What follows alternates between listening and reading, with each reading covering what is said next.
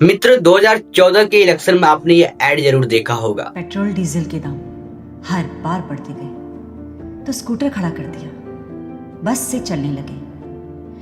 पढ़ाई लिखाई के खर्चों ने हमारी जेबें खाली कर दी, फिर भी मन मारकर काम चलाया। पर जब रोज रोज की हर जरूरत की चीजों के दाम लगातार बढ़ते जाएंगे तो हम अपने बच्चों का भविष्य कैसे बनाएंगे? उन्हें क्या खिलाएंगे? महंगाई को लगातार बढ़ाने वालों जनता माफ नहीं करेगी। चलो हालात बदले, देश की सरकार बदले, भाजपा को वोट दे, अब की बार मोदी सरकार। क्या आपके हालात बदले? नहीं, बल्कि उससे भी बुरे दिन आ गए हैं। डेवलपमेंट इंडेक्स में 193 देशों में से 138वां स्थान, ग्लोबल पीस इंडेक्स 2025 में रैंक 115 और प्रेस फ्रीडम इंडेक्स 2026 में 180 देशों में से हमारा भारत 191 नंबर पर आता है। इंडियन सिटीजनशिप छोड़ने वालों की गिनती देखें तो पिछले 5 सालों में करीब 9 लाख भारतीयों ने देश की नागरिकता छोड़ दी।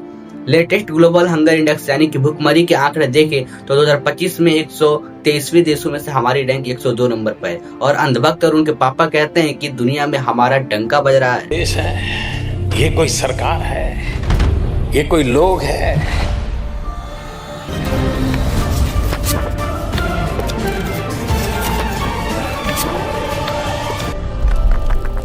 नमस्कार दोस्तों, मैं दीपक आर्य और आप देख रहे हैं दीपक संस्कृत सारथी यूट्यूब चैनल। मित्र, आपको पता है पीएम बनने से पहले मोदी जी ने क्या बोला था? ऐसे नहीं होता मित्रों, मैं शासन में बैठा हूं, मुझे मालूम है इस प्रकार से रुपया इतनी तेजी से गिर नहीं सकता। अरे अगर नेपाल का रुपया नहीं गिरता है, बांग्लादेश की करेंसी नहीं गिरती है, पाकिस्तान की करेंसी नहीं गिरती, श्रीलंका की करेंसी नहीं गिरती, क्या कारण है? हिंदुस्तान का रुपया पतला होता जा रहा है। ये जवाब देना पड़ेगा आपको, देश आपसे जवाब मांग रहा है। अब देश तो जवाब आपसे भी मांग रहा है मोदी जी। 2012 और 2013 में इस इंसान ने जनता से इतनी बड़ी बड़ी बातें कही कि लोगों को लगने लगा कि यह इंसान वाकई में कोई बदलाव ला सकता है। जिस दिन भारतीय जनता पार्टी को मौका मिलेगा, एक एक पाई हिंदुस्तान की वापस लाई जाएगी और हिंदुस्तान के गरीबों के लिए काम लाई जाएगी। 21वीं सदी हिंदुस्तान की सदी बनाना है, 10 साल चाहिए, ज्यादा नहीं चाहिए दोस्तों, 10 साल चाहिए। एक बार एक सेवक को आजमा करके देखिए। मैं आज हिंदुस्तान के हर गली मोहल्ले में हर मतदाता से मैं खुद के लिए वोट मांगने आया कि आप कमल के निशान पर बटन दबाइए, आपका वोट सीधा सीधा मुझे मिलने वाला है। यह सभी वीडियो देखकर उस समय कोई भी यही सोचता था कि बंदे में दम है, लेकिन 2014 के बाद मोदी जी कहते हैं जब भारत बोलता है तो पूरी दुनिया सुनती है। भारत अब वैश्विक मंचों पर बोलता है तो पूरी दुनिया बड़े ध्यान से सुनती है। क्या यह वाकई में सच है? चलिए मैं आपकी आंखें खोलता हूँ। क्योंकि डियर फ्रेंड डोनाल्ड ट्रंप कह रहा है कि भारत नर्क है, इट्स अ हेल होल।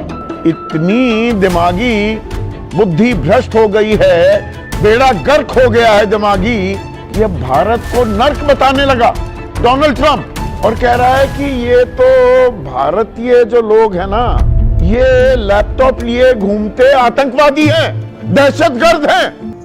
अब मित्रों, इतनी इंसल्ट तो शायद किसी गरीब देश की भी नहीं हुई होगी। टाइम मैगजीन ने 2026 में 100 मोस्ट इन्फ्लुएंशियल पीपल की लिस्ट जारी की, जिसमें नेपाल और बांग्लादेश के नेताओं का भी नाम शामिल था, लेकिन प्रधानमंत्री नरेंद्र मोदी का नाम गायब था। और इधर टीवी पर अभी मोदी का डंका पूरी दुनिया में बज रहा है। कुछ इस प्रकार से प्रोपेगेंडा चलाया जा रहा था। मोदी मोदी मोदी है तो मुमकिन है, झूठ का जश्न भी मुमकिन है। देश में मोदी है तो मुमकिन है वाला नैरेटिव भी चलाया जा रहा था, और दूसरी तरफ इंटरनेशनल सोशल मीडिया पर नरेंद्र मोदी को न्यू हिटलर, इंडियन ड्राइवर बोलकर भारत की इमेज का मजाक बनाया जा रहा था।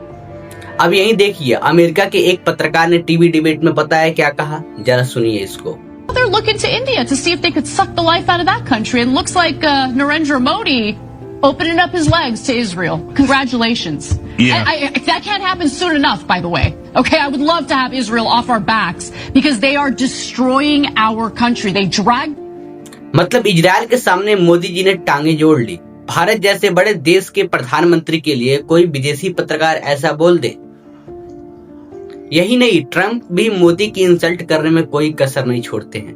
ट्रंप ने भारत को नरक तक कह दिया और मोदी जी के लिए कहा कि वह उनका पॉलिटिकल कैरियर ही खत्म कर सकते हैं। Modi is a great man. That he loves Trump. Now, I don't know if the word love, I don't want you to take that any different. I don't want to destroy his political career, okay? PM की insult का मतलब होता है पूरे देश की insult, क्योंकि PM पूरे भारत का प्रतिनिधित्व करता है। मोदी जी ने इंटरनेशनल लेवल पर ऐसी इमेज बनाई है कि पाकिस्तान जैसा देश दो देशों की शांति प्रस्ताव अपने इस्लामाबाद में करवाता है और भारत जो कि साइड कैरेक्टर बनकर रह जाता है। लेकिन हमारे पीएम के पास तो हमेशा टेलीप्रॉम्प्टर उपलब्ध रहता है। आप मोदी जी की हर रैली, हर स्पीच में उन्हें टेलीप्रॉम्प्टर का इस्तेमाल करते हुए देख सकते हैं। शायद इसलिए मोदी जी ने 12 साल में एक भी ओपन प्रेस कॉन्फ्रेंस नहीं किया। 12 साल और 0 प्रेस कॉन्फ्रेंस। क्यों? क्योंकि उनके पास बिना स्क्रिप्ट के कोई भी जवाब नहीं होता है। अब आप ही बताइए, इससे इंडिया की क्या इमेज बनेगी? इसलिए ध्रुव राठी ने मोदी जी के लिए एक स्टेटमेंट दिया था। कोई भी बेटर है, मोदी से अच्छा एक गधा बेटर है, एक एक्चुअल डोंकी, क्योंकि वो कुछ नहीं करेगा वहां पे बैठ, और कुछ ना करना इस तरीके से देश को डिस्ट्रॉय करने से बेटर है। आपको पता होगा, अभी कुछ दिन पहले प्रधानमंत्री नॉर्वे गए थे और नॉर्वे के पत्रकार ने कुछ सवाल पूछा था, जहां से प्रधानमंत्री भाग खड़े हुए थे।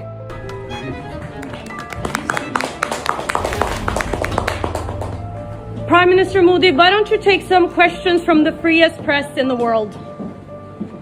एक बात बताओ, प्रधानमंत्री नॉर्वे में उस रिपोर्टर के सवाल से भाग क्यों गए? क्योंकि नॉर्वे प्रेस फ्रीडम इंडेक्स में नंबर 1 है और वहाँ मणिपुर पर सवाल पूछे जाते हैं, न कि आप कौन सा टॉनिक लेते हैं, आप थकते क्यों नहीं है, क्या प्रधानमंत्री आम खाते हैं, और अगर आम खाते हैं तो काट कर खाते हैं या गुठली के साथ खाते हैं। कुछ इस प्रकार से गोदी मीडिया की तरह वहाँ पर प्रश्न नहीं पूछे जाते। बताइए, why don't you get tired? आप थकते क्यों नहीं? क्यों नहीं? क्या हमारे प्रधानमंत्री आम खाते हैं? ये भी उसका क्वेश्चन है कि आम खाते हैं, और अगर खाते हैं तो क्या काट के खाते हैं या ऐसे गुठली के साथ खाते हैं? मतलब होता है ना, वॉश बेसिन के ऊपर खड़े होकर गुठली के साथ आम खाना, उसका मजा ही कुछ और होता है। तो मैं जानना चाहूंगा कि आप आम खाते हो? मित्रों, आपको जानकर हैरानी होगी कि 2004 से 2014 तक डॉक्टर मनमोहन सिंह ने 170 प्रेस कॉन्फ्रेंस की थी। देश में आखिरी प्रेस कॉन्फ्रेंस भी उन्होंने ही किया था।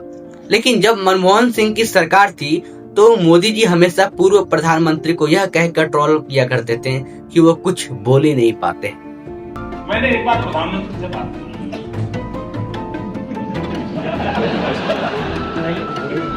मैंने ये नहीं कहा है प्रधानमंत्री ने मेरे से बात की।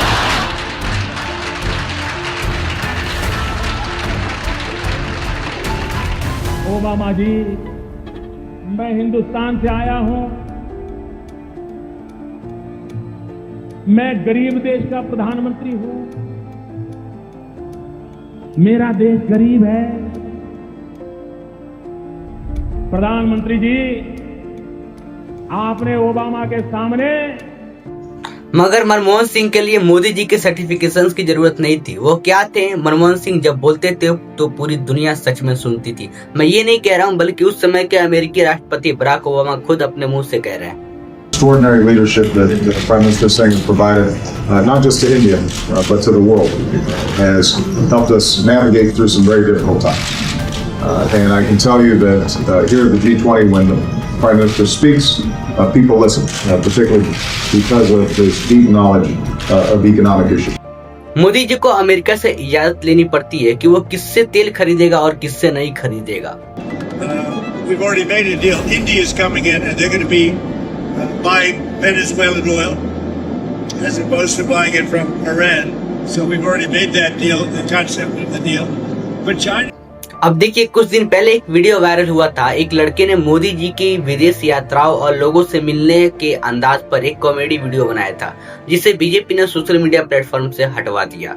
यह है फ्रीडम ऑफ स्पीच की हालत। अगर आप मोदी जी की तारीफ करोगे तो आपकी वीडियो को बड़े पर्दों पर सबके सामने प्रस्तुत कर दिया जाएगा, मगर अगर आप उनके खिलाफ बोलते हैं तो उनकी असलियत दिखाते हैं तो फिर आपके ऊपर आईटी एक्ट का जो है हवाला देते हुए आपकी वीडियो को ब्लॉक करा दी जाएगी या फिर आपके चैनल को ही डिलीट कर दिया जाएगा।